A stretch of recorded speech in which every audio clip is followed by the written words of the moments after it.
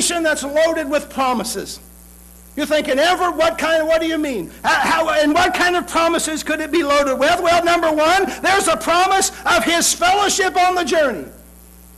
He is going with them. He is going with them. He gets in the boat and goes across with them. So there is that promise of fellowship. Church, understand, all we need that promise of fellowship. Church, you need to understand, in your journey, we're going to touch on this more in a minute, but Jesus is the same promise to you. The promise of fellowship on the journey. And there's the promise of fellowship on the other side. The fellowship doesn't just end with the crossing of on the sea, but the fellowship continues even on the other side. In fact, if you go back to Mark chapter 5, you have the Gadarene demoniac.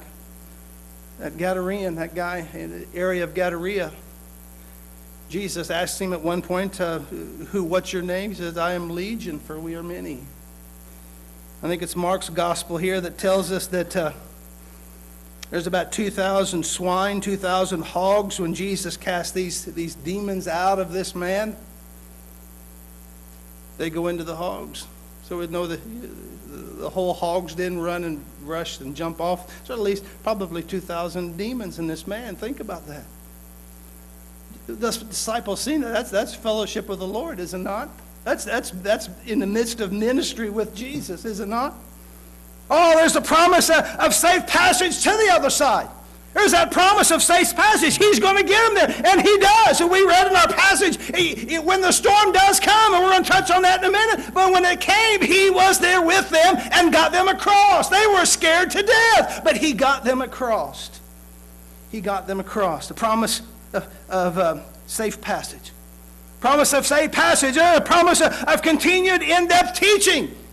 Where else could you get a first hand of looking and watching Jesus cast a demon out?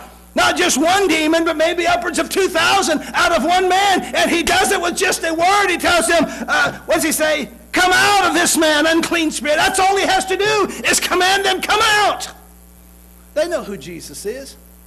They proclaim that many times. Oh, we know who you are, they'd say, you Holy One of God. Of course, he'd tell them, shut up. He didn't need their kind of proclamation. Oh, promise of continued in-depth teaching. Where else can you get that but at the feet of Jesus? Where else can you get that? Church, understand something here. Understand something here. How like the Christian life this is. I've alluded to that already.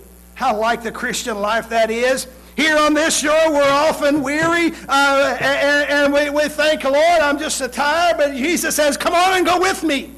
Come on and go with me. Oh, and his invitation is for us to travel with him, to travel to the other side. For those who accept his invitation, you will arrive safely. You will arrive safely